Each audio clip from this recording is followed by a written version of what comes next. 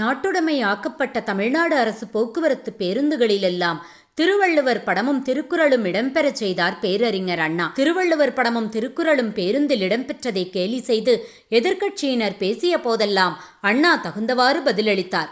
ஒருமுறை எதிர்க்கட்சி உறுப்பினர் ஒருவர் தந்திரமாக ஒரு கேள்வியை கேட்டார். பேருந்தில் யாகாவார் ஆயினும் நாகாக்க காவாக்கால் சோகாப்பர் சொல்லிழுக்குப்பட்டு என்று குறிப்பிட்டுள்ள குறள் யாருக்காக? டிரைவருக்காகவா, கண்டக்டருக்காகவா, பிரயாணம் செய்கின்ற பொதுமக்களுக்காகவா?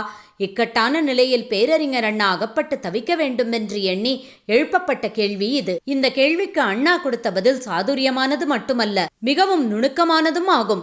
நாக்கு உள்ளவர்கள் எல்லோருக்காகவும் எழுதி வைக்கப்பட்டுள்ளது என்று பதில் கூறினார்.